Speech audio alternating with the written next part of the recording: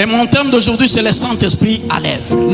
Alléluia. Amen. Parce qu'on peut croire au Saint-Esprit, on ne voit pas l'œuvre du Saint-Esprit. Lakini hauangalie kazi ya Roho Mtakatifu. Il y a beaucoup d'églises qui s'appellent pentecôtistes. Kuna makanisa nyingi zinajiita kipentekoste. Mais on ne voit pas le travail du Saint-Esprit chez eux. Lakini hatuone kazi ya Roho Mtakatifu ndani yake. Mais il y a des églises appelées baptistes. Lakini kuna makanisa za Mais si vous y arrivez, lakini vous ukiingia voyez que le Saint-Esprit est en train de unaangalia uwepo wa Mtakatifu unafanya kazi pale. Mais j'ai la fierté de parler Lakini najivunia kusema devant les gens qui s'appellent pentecôtistes. mbele ya watu wanajiita wa Pentecoste. C'est-à-dire qui croient au Saint-Esprit Wanaamini ndani ya et Roho qui croient Mtakatifu. que le Saint-Esprit est à l'œuvre même présentement. Na wanaamini ya kwamba Roho Mtakatifu iko kwenye kazi hata sasa. Alléluia. Amen. Amen. Amen. Je vais vous dire une chose. Nataka kuambia jambo. Dans l'histoire de l'église, Ndani ya historia ya kanisa il y a des tendances au sein de l'église kuna kuwa hali mbili ndani par ya kanisa rapport à la personnalité du kwa ajili ya Saint-Esprit. utu wa Roho Mtakatifu. Kuna kwa wale wenye wanaitwa ba cessationnistes. Il y a ceux-là qu'on appelle les cessationnistes. Ni bale wenye wanasema Roho Mtakatifu afanyake tena kazi. Ils disent que le Saint-Esprit n'est plus à l'œuvre. Alitumikaka wakati ya mitume, Il avait œuvré le temps des disciples. na niju Biblia ilikuwa yakuwa. Et c'est parce que la Bible n'était pas encore Sa écrite. Biblia ilikuwa, Et quand la Bible est hatuna apparue, besoin tena ya Saint-Esprit. on n'a plus besoin du Saint-Esprit. Zile kanisa ziko, Il y a ces églises qui na ni existent. ba protestants sawa weye, Et ils sont des protestants comme toi. na njo imani yabo ile. Et ça, c'est leur foi. De l'autre côté, Na kwa ngambo ingine, kuna kwa bale tunaita ba sensationnistes. il y a ceux-là qu'on appelle les sensationnistes. Unasikia pale na kwa sens. Il y a étymologiquement un terme sens dedans. Banaenda mwingine extrême. Ils sont allés de l'autre côté. Njo bale kidogo na kidogo kribash. Là, quand tout un petit chose, tout de suite, Banaenda mwingine ngambo nao. et ils sont extrêmes. Kila saa ni Roho Mtakatifu kuna tena. À tout moment, même devant la nourriture.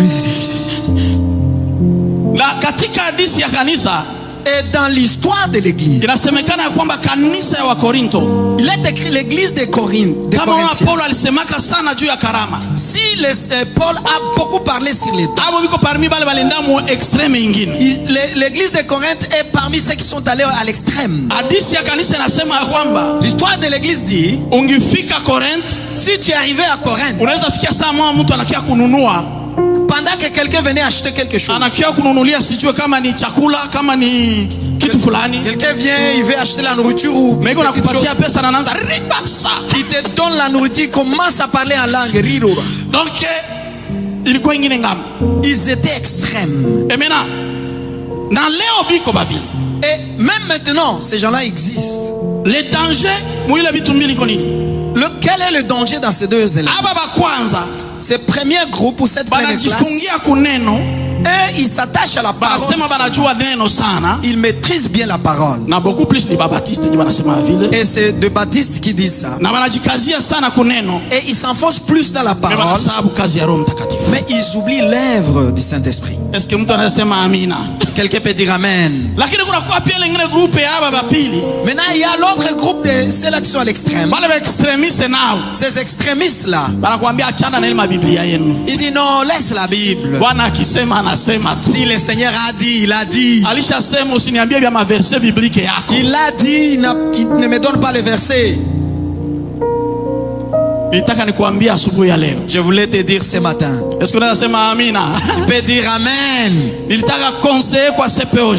Je voulais donner un conseil à CPOG. Tubakie katikati. Restons là au milieu. Alléluia. Amen. Tujifunze neno Apprenons la na parole tukokote Roho Mtakatifu. et amenons le Saint-Esprit. Juu neno kitembea na Roho Mtakatifu, Parce que si la parole marche avec le Saint-Esprit, miujiza itaonekana. les miracles vont se manifester. Kwa kanisa ya Roho Mtakatifu tu bila neno, Et l'église avec le Saint-Esprit, watu seulement sans la parole. watatabiri, Les gens vont watu prophétiser. watasemeana bongo, Les gens vont même mentir. ile makanisa ikawaki na sambalanaka tu. Et cette église ne tarde pas, il se Lakini divise. kanisa kitembea na neno pamoja na Roho Si la Mtakatifu, parole marche avec la parole, l'église marche avec la parole et le Saint-Esprit, succès iko garanti. il y a un succès garanti Kama dans uko cette pamoja na église. mie sema amen.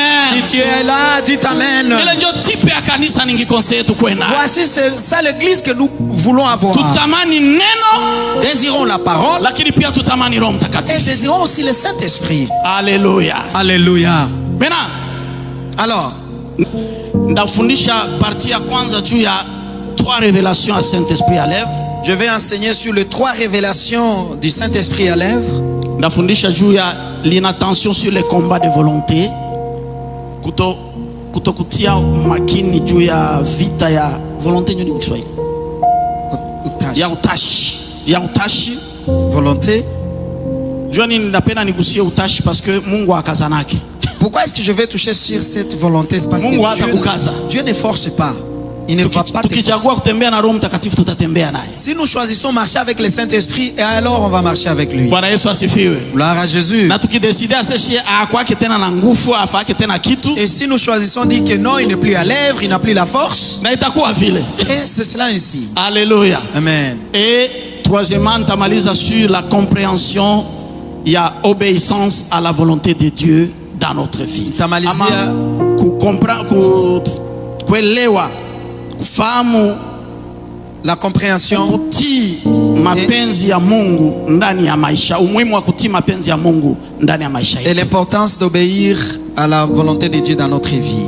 Est-ce que quelqu'un peut dire amen? Tunaweza sema amina. Tutasoma texte yetu ya kwanza. Nous allons lire notre premier texte. Iko ndani ya Jean, et dans l'évangile selon Jean. Iko Jean chapitre 14. Jean chapitre 14, le verset 16 à 17. Biblia takatifu inasema, nami nitamwomba Baba, naye atawapa msaidizi mwingine. Nami nitamwomba Baba, naye atawapa msaidizi mwingine. Ili akae nanyi hata milele. Ili akae nanyi hata milele. Ndiye Roho wa kweli. Ndiye Roho wa kweli. Ambaye ulimwengu hauwezi kumpokea. Ambaye ulimwengu hauwezi kumpokea. Kwa kuwa haumwamini wala haumtambui. Bali ninyi mnamtambua, maana anakaa kwenu, naye atakuwa ndani yenu. Est-ce que quelqu'un peut dire amen? Amen. Amen. Français nasema hivi. Le français dit, et moi je prierai le Père et il vous donnera un autre consolateur, afin qu'il demeure éternellement avec vous. Je souligne ça. Qu'il demeure éternellement avec vous. 17. L'esprit de vérité que le monde ne peut recevoir, parce qu'il ne le voit point et ne le connaît point. Mais vous, vous le connaissez, car il demeure avec vous et il sera en vous. Est-ce que quelqu'un peut dire amen? Amen. Maintenant, ça. Quand je parle de 3 révélations wakati naongea juu ya ufunuo 3 hizi, sur le Saint-Esprit à l'œuvre, juu ya Roho Mtakatifu kwenye kazi, c'est très important que vous puissiez comprendre cette partie. Ni ya muhimu sana muelewe nafasi. Ce sont des enseignements de base. Hii ni mafundisho ya msingi, mais qui nous aident tous. Lakini inatusaidia sote. Vous pouvez être à l'église pendant longtemps pendant que vous ne connaissez pas cela. Unaweza kuwa ndani ya kanisa miaka mingi, parce que par moment nous pensons que le Saint-Esprit n'est pas en train d'agir. Wakati tunawaziaka Roho Mtakatifu haiko anafanya kazi, pendant qu'il est en train d'agir. Kumbe iko anafanya kazi. Pourquoi? Parce que nous ne savons pas comment il agit. Kwa nini? Kwa jua hatujuake namna gani anafanyaka kazi. J'aimerais dans cette partie, ninataka ndani ya hii nafasi, vous expliquer un peu, nikueleweshe 3 aspects dont le Saint-Esprit travaille. Mambo matatu ambao yanahakikisha namna gani Roho Mtakatifu anatumika. Et cela commence premièrement par, na hii inaanzia kwanza, la révélation de l'esprit avec. Ufunuo wa Roho na. L'esprit avec. Roho na. La Bible a dit il est avec vous, il demeure avec vous. Biblia inasema anakaa nanyi. Il demeure avec vous. Anakaa nanyi éternellement. Milele. Alléluia. Amen. Mais il sera en vous. Lakini atakuwa ndani yenu. Et là c'est Jésus qui était en train de parler. Na hapo ni Yesu ndiye alikuwa akiongea. Je vais l'envoyer. Nitamtuma. Le monde ne le connaît pas. Dunia haimjui. Parce que le monde ne le voit pas. Mais vous le connaissez. So, il n'est pas nouveau pour vous. C'est quelqu'un que vous connaissez. Vous le connaissez parce qu'il demeure éternellement avec vous. Est-ce que quelqu'un peut dire Amen? Et vous voyez l'image là? Tu peux être ce verre là. Et la bouteille là. Vous vous souvenez que le pasteur vous a expliqué ça ici? Le verre est là. La bouteille est là. Et ça peut demeurer comme ça. Si personne ne change. Alléluia. Amen. La révélation de l'esprit avec vient nous montrer quoi?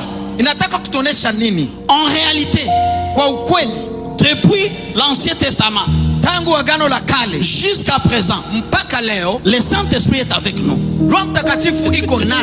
Alléluia. Amen. Il est avec. Parce que Dieu ne nous abandonne jamais. Est-ce que quelqu'un peut dire Amen? C'est très important que vous compreniez cela pour voir la différence entre l'Ancien et le Nouveau Testament.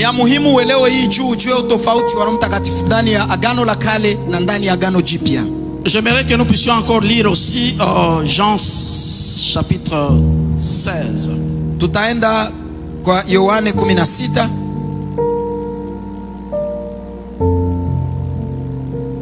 Lisons le verset 8 et 9, 8 à 11. Tutasoma sharia yake ya 8 mpaka 11. Commence avec Jean 14, 16. Jean 14, 16. 14:16 Yohana mtakatifu. Yes. Biblia inasema, nami nitamwomba Baba, naye atawapa msaidizi mwingine, yes, ili akae nanyi hata milele. 16:8 hadi 13. Yeah. Biblia inasema, naye akisha kuja, huyo atauhakikisha ulimwengu kwa habari ya dhambi. Quand il sera venu, il convaincra le monde en ce qui concerne dhambi na haki na hukumu. Isa, kwa habari ya dhambi, yes, kwa sababu hawaniamini mimi. Kwa habari ya haki, kwa sababu mimi naenda zangu kwa Baba, wala hamnioni tena. Yes. 11. Kwa habari ya hukumu, kwa sababu yule mkuu wa ulimwengu huu amekwisha kuhukumiwa. C'est tout. Est-ce que tu peux dire Amen? Amen. Et quand il sera venu, il convaincra le monde en ce qui concerne le péché, la justice et le jugement. En ce qui concerne le péché, parce qu'il ne croit pas en moi. La justice, parce que je vais au Père et que vous ne me verrez plus. Le jugement, parce que le prince de ce monde est jugé. Est-ce qu'on peut dire Amen? J'aimerais que tu comprennes à ce niveau pourquoi. Quand nous parlons de l'esprit avec, c'est l'esprit envoyé par Dieu, par Jésus. Il est envoyé pour convaincre le monde.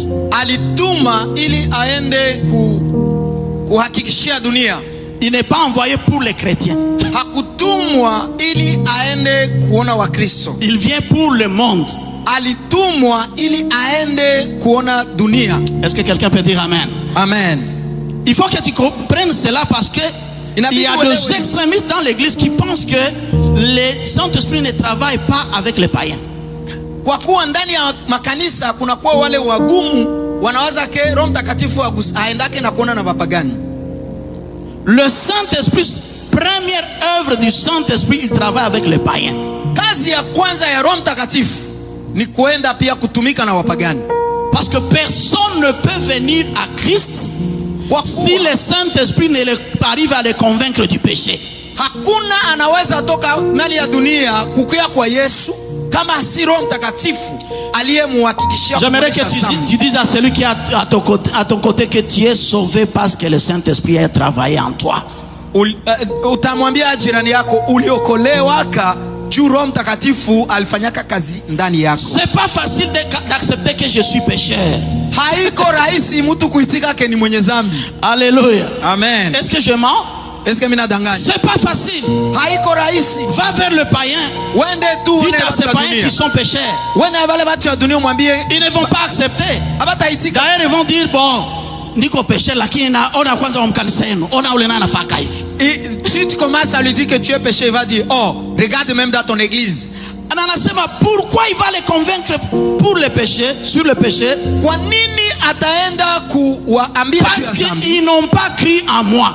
Kwa kuwa hawakuamini ndani ya Kristo. Christ est en train de dire quoi? Kristo iko naongea nini? Chers bien-aimés, wapendwa, le plus grand péché qui existe, zambi kubwa ambayo iko, c'est l'incrédulité. Ni kuwa na moyo mgumu, ni kutokuamini.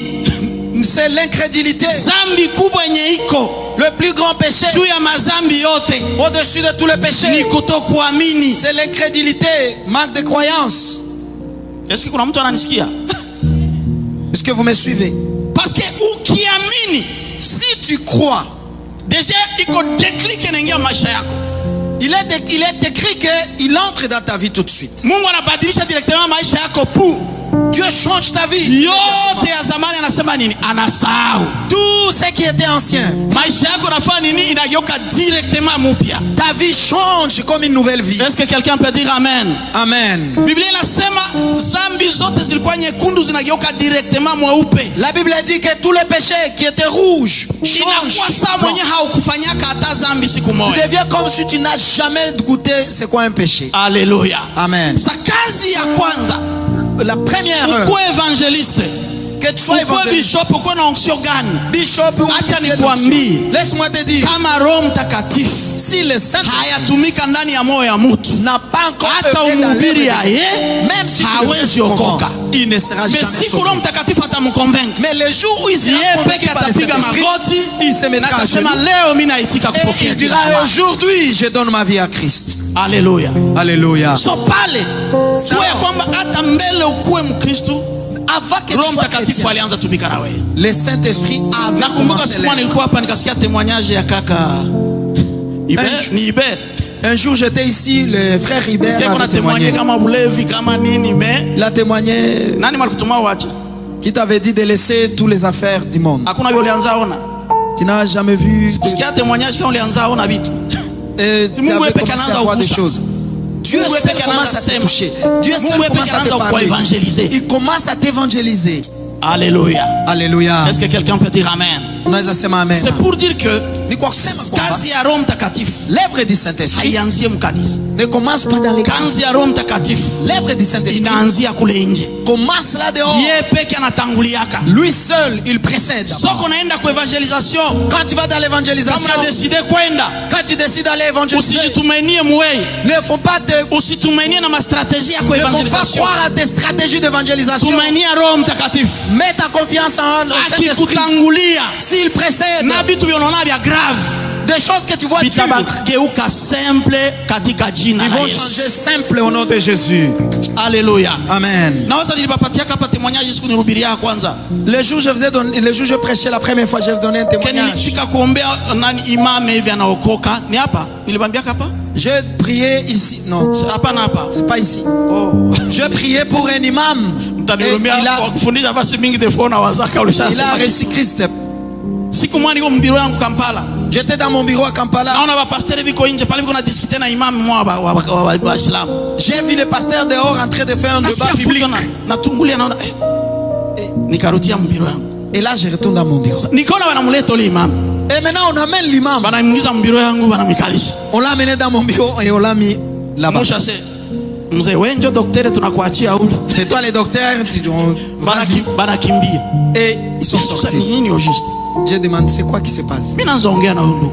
Et je commence à parler avec ce monsieur. Mais baliogopa tu banasikia ni imame wa Uislamu hivi ataanza mahubishi ya nguvu. Il va commencer des discussions. Tulianza ongea na ule frère. Nous avons commencé à frère du aliokokaka. Je vais l'appeler frère parce qu'il est sauvé maintenant. Kumbi Roho Mtakatifu ashaanza mtafuta zamani. Le Saint-Esprit l'avait déjà cherché il y a longtemps. Alikuwa iko nasoma kule kwa Bomaka. il était aux études. Mais kule Roho Mtakatifu anamkuta. Là en Arabie Saoudite, sauti namwambia hivi uko hapo ni vya bongo. La voix lui avait dit vya bongo hivi. Ceci n'est pas vrai. Yesu ndio Bwana. Jésus est maître. Aka résister. Et il a résisté. Banarudia Uganda. Bakwenda fa pratique kule ngambo ya Mbale. Sasa biko narudia Kampala. Banapiga accident. Benzake banakufa. Yeye anatoka. De retour à Kampala, il s'était rencontré dans un accident. Sauvé. Mwaka ya pili. Et il est retourné. Sana narudia pour la deuxième fois. À la Mecque. Pour la deuxième fois. Ngambo ya kule mangambo ya nani ya kule noro ya Uganda kule. Ils sont allés là. Ngambo ya Gulu. Kitugumu là-bas. Sabi anasema iko nasikia sauti kuna mwambia uko mubia bongo. Une voix qui lui disait ce que tu fais n'est pas vrai. Sabi kuna rudia tena ingine accident bengine banakufa. Du retour de là. Ndio ile siku akasema d'autres personnes sont mortes. Si tu résister na ebitu. Il a dit non, je vais pas résister. Je dois chercher les chrétiens. Mais sana na ba pasteur banamuogopa banayaka ni imani. Quand il raconte message qui afika mbele yangu nasema kumbi Roho Mtakatifu ashatayarisha terrain zamani. Le Saint-Esprit avait déjà préparé le terrain il y a longtemps. Nilisema naye verset moja tu Jean 3:16. Dieu a aimé le monde. Seul verset. Il a donné son fils unique afin que quiconque croit en lui ne périsse point mais qu'il ait la vie éternelle. Reçois le nom de Jésus et il sera sauvé. Tulimpigisha magoti akaokoka na nikaanza makuru biblique. Il a reçu Jésus, il a eu de cours. Il y a l'apôtre Celestin Muteba mweko Kampala mtulikuwa naye mwenye anayo témoignage. Sema amina. Amen. Ambia mwenzako Roho Mtakatifu anatumikaka. Le Saint-Esprit œuvre. Et moi-même je disais ces gens ils discutent beaucoup. Mais le Saint-Esprit avait déjà préparé le terrain. Je voulais dire à quelqu'un, n'aie pas peur de faire l'évangélisation. Crois seulement que tu es avec le Saint-Esprit. Partout où tu iras parler de Jésus. Ce n'est pas toi qui convainc. Et Dieu va faire ça. C'est lui qui prépare les terrains. Et si tu le fais, Dieu démontrera le fruit au nom de Jésus. Alléluia. Alléluia. Moi et toi sans le Saint-Esprit, on ne serait pas sauvé. On ne pouvait pas laisser les affaires qu'on aimait. Moi quand j'ai abandonné l'alcool, moi j'ai chanté dans la chorale comme Salvation en train de frapper les Neken. Et on remplissait de l'esprit, mais moi c'était l'alcool. Mais le jour où le Saint-Esprit a dit tu vas abandonner, je suis allé au salon. On m'a coiffé. Quand on a mis l'alcool. Et l'alcool était très mauvais pour moi. C'était tout. Et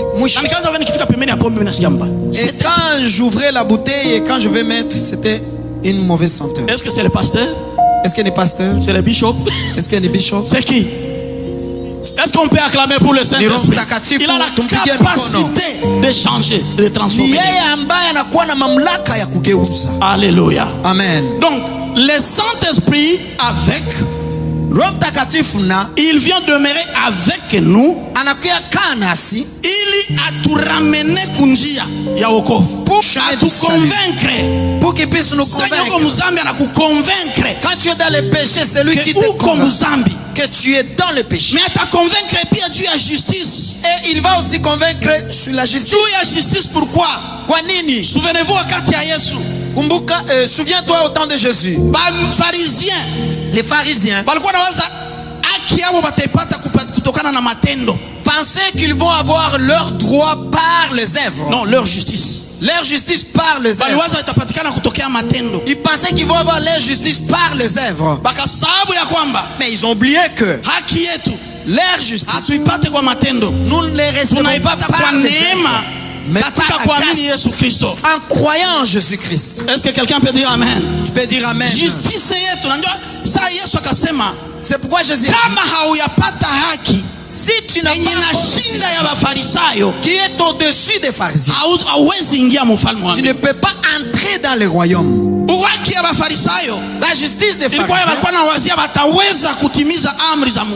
ils pensaient qu'ils étaient en mesure. Or, Jacques dit, si tu détruis cette commandement, tu as tout détruit. So aucune personne peut se tenir devant Dieu avec la justice de ses œuvres.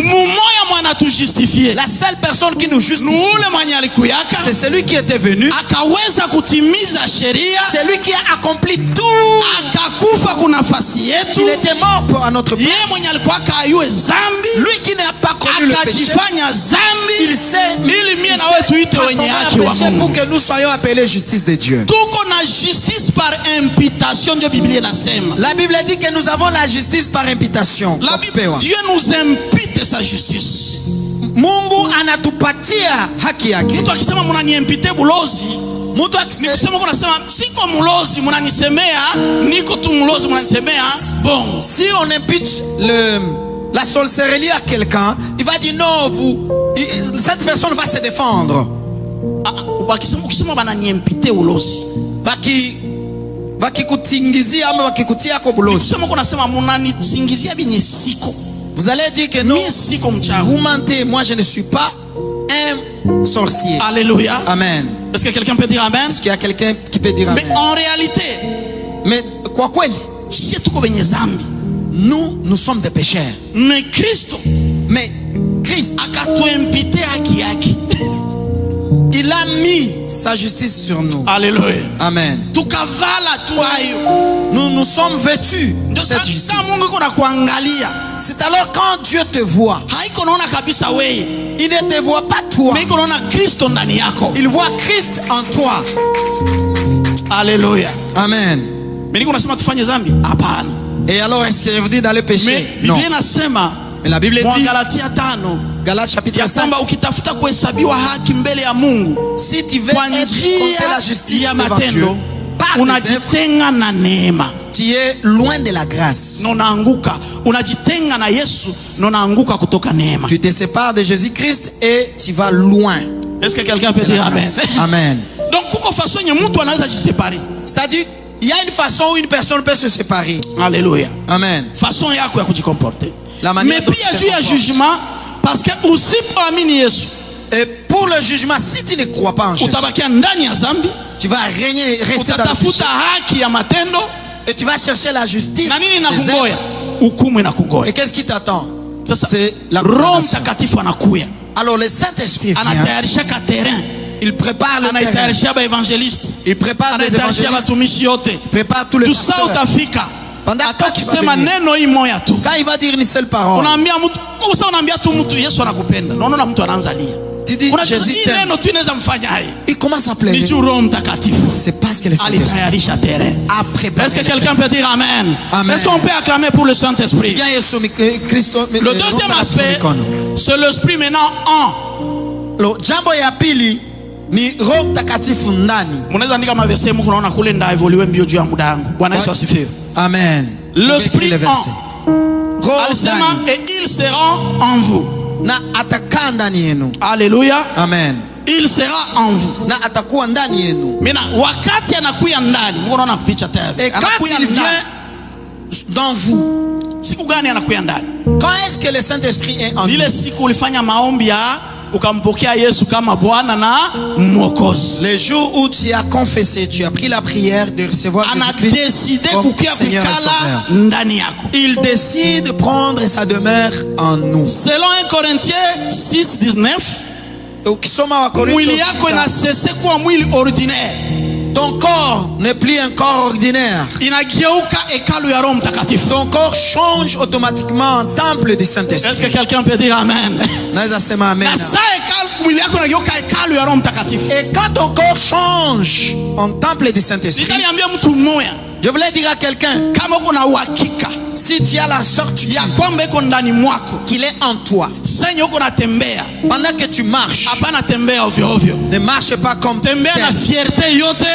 marche avec ta fierté, sachant que ton corps n'est pas un corps ordinaire. Alléluia. Amen.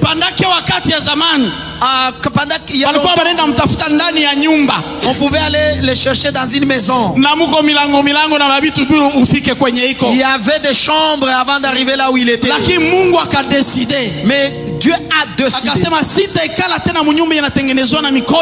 Je ne demeure plus dans la maison fabriquée par les mains des hommes. Je vais régner dans la maison que moi-même je construis.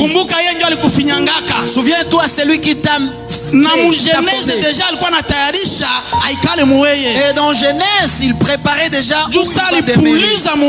C'est pourquoi quand il a mis son souffle, que tu es devenu une âme vivante. Alléluia. Amen. La vie du Christ est mais alors le péché nous est séparé. Il a voulu nous retourner encore dans l'initialité. C'est pourquoi il a dit, j'enverrai le Saint-Esprit, régnera en vous. Alléluia. Amen. Maintenant Paul nous rappelle, savez-vous pas que votre corps est le temple du Saint-Esprit? Savez-vous pas que vous étiez acheté par un prix? Vous ne vous appartenez pas. Si vous détruisez ce corps, et moi je te détruis. Est-ce que quelqu'un peut dire amen? Prends la main de celui qui est à côté et dis ceci. Ne néglige pas ce corps. Ne néglige pas ce corps, même si ce corps ira dans le les fabricateurs de ce corps connaissent sa valeur. Ne détruis pas ce corps avec l'alcool, bien aimé. Ne détruis pas ce corps avec la cigarette. Alléluia. Amen. Ne détruis pas ce corps. Parfois on dit, oh, est-ce que Dieu ne voit pas le corps? C'est le corps. Amen. C'est le corps de Christ. C'est le temps du Dieu a besoin de ton esprit, mais est-ce qu'on peut acclamer pour le roi des rois? Amen. Quand il entre dans nous, nous avons le salut. Le même jour, nous sommes baptisés du Saint-Esprit. Alléluia. Amen.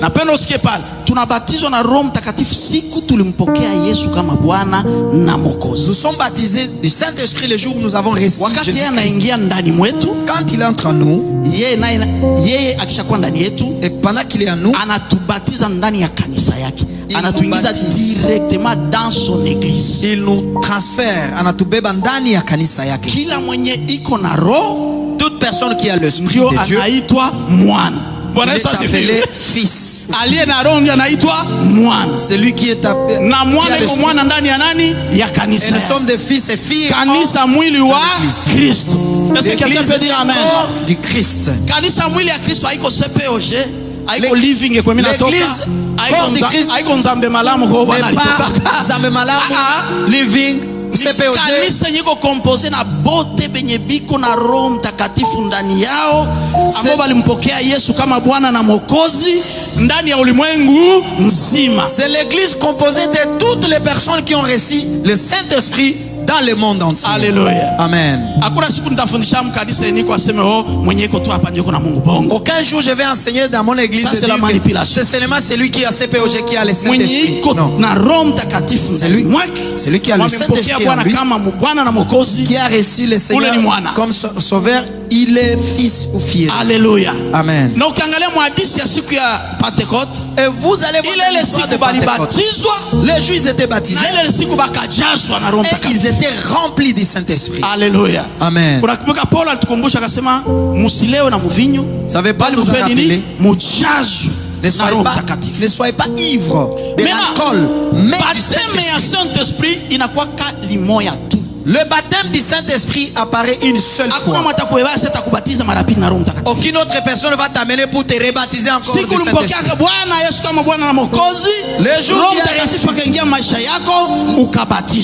Le jour où tu as reçu Jésus-Christ comme Seigneur Sauveur de ta vie, le jour où tu as été baptisé du Saint-Esprit. Maintenant, être rempli, ceci peut survenir. Alléluia. Amen. Le pasteur nous a enseigné. Il peut entrer en toi, mais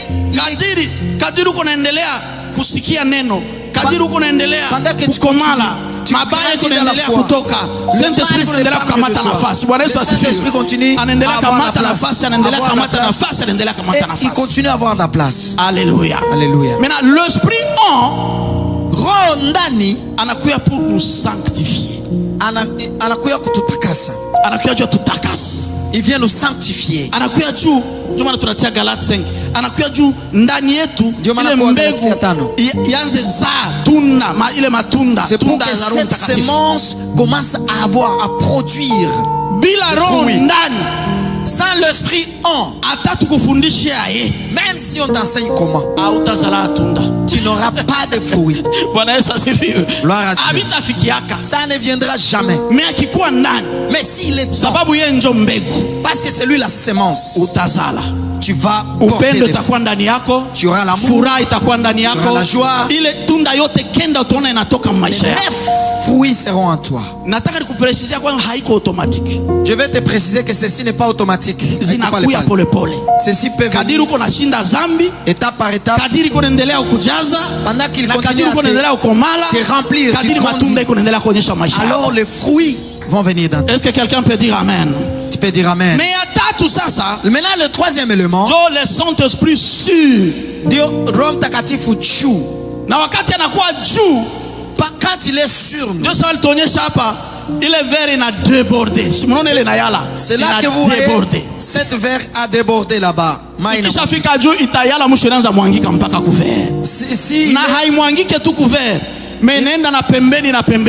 va même aller aux alentours de toi.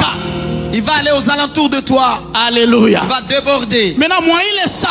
À ce moment, c'est maintenant le jour que nous voyons le jour de Pentecôte. Verset 8. Actes des Apôtres chapitre 1 verset 8. Il dit allez où? À Jérusalem. Et quand il viendra sur vous, qui sera sur vous? Le Saint-Esprit. Il y a une puissance qui viendra sur vous. Amen. Ce qu'on appelle dynamité. Quand il viendra puissance, il va nous donner la puissance pour œuvrer. Alléluia. Amen. Et c'est ce jour-là qu'il donne maintenant le don. Le don, ça vient gratuitement. Il donne gratuitement. Quand il entre, il donne. Alléluia. Amen. Tu peux commencer tout de suite à parler en langue ou prophétiser même si tu peux prier ici et les gens vont commencer à tomber. Ceci n'appartient pas seulement au bishop. Ne se trompe pas. Amen. Et toi tu peux te tenir tu prêches ici et les miracles vont survenir. Parce que c'est un don. Et ça reste don. Il donne. Ne négligez pas. C'est pourquoi il a dit au dernier jour il versera son esprit sur tout le monde. Les filles et les garçons, qu'est-ce qu'ils vont dire? Ils vont faire, ils vont prophétiser. Et les anciens, ils vont avoir des visions. Si tu es à côté d'un vieux, demande-lui. Demande aux jeunes maintenant où sont les prophéties, vous les jeunes. Alléluia. Amen. Gloire à Jésus. Tout le monde. Pour tout le monde. L'image tulionyesha siku alifika alishuka hakuchagua banamuke hakuchagua banaume. C'est pourquoi les dimanches nous a montré il n'a pas choisi les filles, les femmes ou les hommes seulement. Est-ce que quelqu'un peut dire Amen? Vous pouvez dire Amen. Le Saint-Esprit n'est pas pour les hommes seulement. Le Saint-Esprit n'est pas pour les femmes seulement. Il n'est pas pour les hommes. Il est pour les hommes, il est pour les femmes. Il est pour les hommes et donc pour les femmes. Donc tu peux prophétiser, tu peux prêcher. Tu peux prêcher. Si tu crois en la puissance du Saint-Esprit. Amen. Amen. Alléluia. Amen. Maintenant, ça c'est ça la volonté de Dieu. Il voulait que son église soit pareille. Que les prophéties soient comme des arachides. Tout de suite comme c'est ça même son désir. Et ça fait du bien. Quand tu es en train de vrai, et quand Dieu est en train de te parler, ça fait très bien. Voyez, beaucoup de combats deviennent inutiles. Est-ce que quelqu'un peut dire amen? Tu peux dire amen, bien-aimé. Demande à ton voisin. Siku gani njo ulionaka ndoto ata? Ndoto ata. Ata kimvuli. Asema alisema. Ou quel jour il a dit.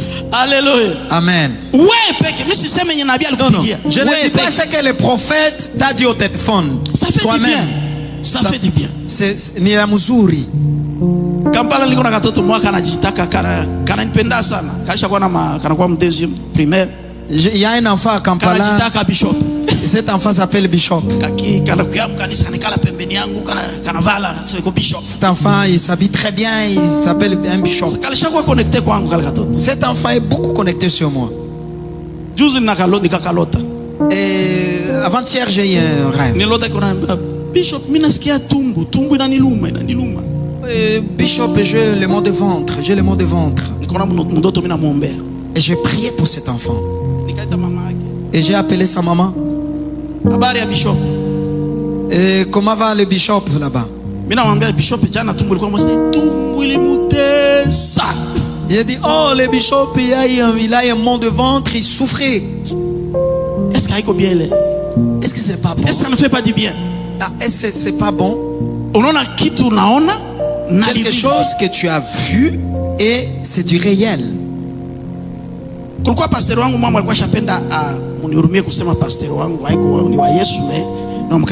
Je m'excuse, comme il est le bishop, il peut utiliser, c'est pas son pasteur, mais c'est il avait déjà écrit une lettre de démissionner. Il voulait quitter l'église. Mais il est le cycle comme canis. Le même jour, démissionné après culte. Il voulait démissionner après culte le même jour. J'ai vu cette affaire. J'ai dit à ma femme, j'ai vu, il était 12 heures. J'ai mis l'audio à ce monsieur. Il dit,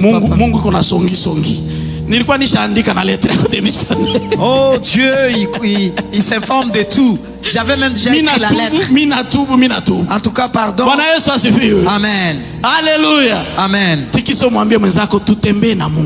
Dites à ton voisin, marchons avec Dieu. Si nous marchons avec ce Dieu, ce Dieu est bon quand tu marches avec lui comme Alléluia. Ça. Amen. Tout à fait tout le océan. Cherchons cette relation. Et il sera avec nous. Maintenant, alors, je ne vais pas finir ici. Je voulais montrer aspect à volonté. Nafasi ya utashi wake. Pour que tu arrives à ce niveau, il y a aussi ce que tu dois faire. Est-ce que quelqu'un peut dire amen? Amen. Il y a ta volonté et ma volonté. Maintenant,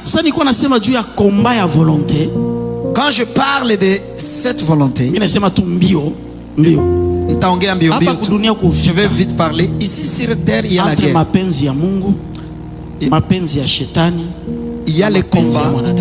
Il y a les combats entre la volonté de Dieu, la volonté des hommes et ta volonté. Et la volonté du monde. Dieu veut que tu puisses suivre sa volonté seule. Mais le diable veut aussi que tu puisses suivre sa volonté à lui. Aucune personne peut influencer la volonté de Dieu. Même la volonté de Satan, on ne l'influence pas. Il reste le Satan éternellement. Mais notre volonté peut être envoyée d'un côté ou de l'autre. Dis à ton voisin, reste dans une bonne position. Alléluia. Laisse que seule la volonté de Dieu puisse influencer ta volonté. Alléluia. Amen. Maintenant je parle dans quelques minutes, une minute, parler Dieu accordez-moi juste quelques minutes. La volonté, il a trois aspects. À trois aspects. Il y a ce qu'on appelle la volonté boulema de Dieu. Kuna kwa ile ambao wanaita utashi wa Mungu peke yake. Ya volonté boulema de Dieu, c'est la volonté souveraine de Dieu. Na hii Ni utashi wa Mungu ndani ya uungu wake. Na il y a la volonté telema. Ni mamo grekele. Telema yenye nasema la volonté personnelle. Na kuna kuwa hii ingine utashi wa binafsi. Kuko mapenzi ya Mungu juu ya shie bote hapa. Si vile? Il y a la volonté de Dieu sur nous tous. Lakini kuna mapenzi ya Mungu juu ya maisha ya kila moya wetu. Mais aussi il y a la volonté de Dieu sur tout un chacun de nous. Gusa mwenzako mwambie mapenzi ya Mungu maisha yako haiko ni mapenzi ya Mungu maisha yangu. La volonté de Dieu dans ta vie n'est pas la même volonté de Dieu dans ma vie. Amen. Umwambia sasa tafuta ujue mapenzi ya Mungu maisha yako. Cherche connaître la volonté de Dieu dans ta vie. Alléluia. Amen. Ukitembelea mu mapenzi ya Mungu mu maisha ya mwingine, si tu marches dans la volonté de Dieu utakufa sababu unataka kuwa copie ya watu wengine. Tu vas mourir parce que tu deviens copie d'une autre personne. Ukitafuta ujue mapenzi ya Mungu mu maisha yako, si tu cherches connaître la volonté de Dieu dans ta vie, utakimbia mu couloir yako. Tu vas marcher bien dans ton couloir. Maisha iko sawa athlétisme. La vie c'est comme les coureurs. Sasa tuko tunakurir, kila mwana bakia mulinye yake. Chacun reste sur son ligne. Ukikimbia mu couloir yako, si tu cours dans ta ligne, utafika mzuri. Tu vas bien arriver. Ukitoka mu couloir yako, si toi tu quittes dans ta ligne, kudisqualifier. On va te disqualifier. Ambia mwenzako hapana kuwa disqualifier. Simama mu couloir yako. Usipoteze nafasi yako. Tafuta ujue couloir yako. Cherche connaître c'est quoi. Kama Mungu alikuita mwalimu baki mwalimu. Si Dieu t'a appelé enseignant. Kama Mungu alikuita nabii baki nabii. Si Dieu t'a appelé prophète. Kama Mungu alikuita muimbaji baki muimbaji. Si Dieu t'a appelé chanteur. Hauko copie ya mtu mwingine. Tu n'es pas une copie d'une autre personne. Simama utembee mwe njia Mungu alikuitabia. Tiens-toi debout et marche dans la voie de Dieu. Ukikamata ile njia. Si tu prends cette voie. Hata muda ikawie. Quoi que le temps tarde. Siku moja utaresi. Un jour tu vas réussir. Siku moja batasemaka juu yako. Un jour on va parler de toi. Alléluia. Alléluia. Volonté telema. La volonté telema. Mais la volonté boulema. Volonté souveraine ya Mungu. La volonté souveraine de Dieu. Mwanadamu haezi changer. Dieu ne peut pas changer ça. Volonté souveraine. L'homme ne peut pas changer cette volonté souveraine. Volonté souveraine. La volonté souveraine. Mwanadamu hana kia kuchanger. L'homme ne peut pas changer ça. Nini nyoma exemple ya volonté souveraine? C'est quoi l'exemple de la volonté souveraine? Par exemple, la Bible dit, Biblia inasema, tant que dunia existe, tant que le monde existe, kuna loi ya kupanda na kuvuna. Il y a la loi de du moisson. C'est Genèse et de récolte. C'est Genèse qui le dit. Papa qui dit. Papa qui dit, n'est-ce pas? Musulman qui panda na vunaka. Les musulmans s'ils sèment, ils moissonnent, oui. Bouddhiste na vunaka. Est-ce que les bouddhistes na mpagane na vunaka? Est-ce que les païens d'ailleurs plus que nous parfois? Biblia inasema Mungu ananyesha mvua ndani ya wakwa wote. Kwa wawema na wabaya. Deuxièmement, Dieu, mvua ya Mungu haitachaguaka shamba ya mpagani na shamba ya Mkristo. Dieu il met la pluie sur les païens rabasi kaba uyanda na wache zambi ya modele gani. Même si mvua itanyesha mshamba mpagani na itanyesha mshamba yako. Il y aura la pluie dans les champs d'un païen. Kuko ma principe. Il y a des principes. Na mpagani akizifanya. Même si le païen réussir et tout. Même le païen quand il fait, il va aussi réussir. Alléluia. Amen.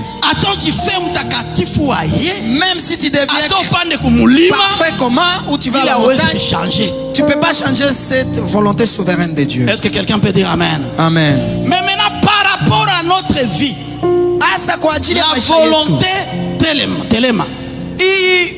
Volonté individuelle. Mungu anakulomba coopération. Dieu te demande la coopération. Coopère avec Dieu. Prends ton voisin, dis coopère avec Dieu. Si tu ne coopères pas avec Dieu, tu as échoué. Mungu anaweza prophétiser vitu maisha yako. Dieu peut prophétiser des choses dans ta vie. Mais si tu ne coopères pas avec Dieu, tu as échoué. Alléluia. Amen. Tu as échoué. Tu vas échouer. Volonté telema nalomba coopération. La volonté personnelle de toi avec Dieu demande la coopération. Professeur d'université. Si Dieu avait dit que tu seras un professeur d'université, ça veut dire enda soma. C'est-à-dire quoi? va étudier. Aucun jour on va dire Dieu avait dit tu seras professeur, allez, tu deviens professeur à l'université d'Ottawa. Notre bien-aimé est allé là-bas. Amen. Il termine. Et s'il se fâche, il va même en master. Il peut aller même en doctorat. Et après demain, il sera ministre. Est-ce que quelqu'un peut dire Amen? Amen. Et il sera ministre. Amen. Je reçois. Amen. Et quand je serai ministre, on sera béni tout le monde. Amen. Je suis en te disant ceci. Le Saint-Esprit veut coopérer avec toi. Il veut coopérer avec son église. Il voulait te révéler des secrets. Mais il cherche à ce que tu coopères avec lui. Alléluia. Amen. Dispose-toi.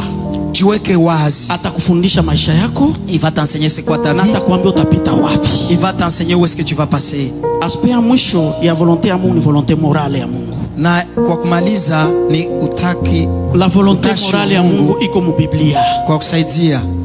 Hakuna mapenzi ya Mungu mu maisha yako. Il n'y a pas la volonté de Dieu en ta vie. Yenye itakuya contredire mapenzi ya Mungu muneno ya Mungu. Il n'y a aucune volonté dans ta vie qui viendra contredire la volonté de Dieu pour toi. Acha kwa na arracher babwana ya batu. Stopper, prendre les maris des gens. Unasema se Mungu aliniambia ni arracher. Tu as dit oh dans la Bible on dit qu'il faut arracher, alors tu commences à arracher. Tu vas arracher l'homme d'autrui. Kila mtu kuna wake. Chaque personne a son mari. Kama Mungu atakupa, si Dieu va te donner, il va te donner ton mari. Alléluia. Amen. Na kama yeye ndio atatafuta ule ndio atoki ikuwe yeye hapana wewe. Et si Dieu va faire que ce mari-là quitte cette maison, c'est pas toi, c'est Alléluia. Isikuwa wewe ndio ulikuwa nenda na interceder na fanya vitu ya vile.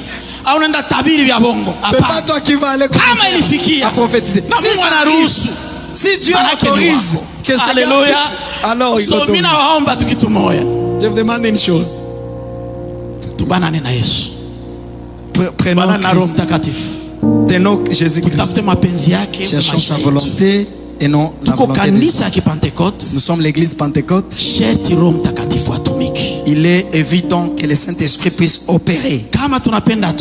Et si nous voulons qu'il opère, ayons cette volonté de lui laisser la place. Que Dieu bénisse son église et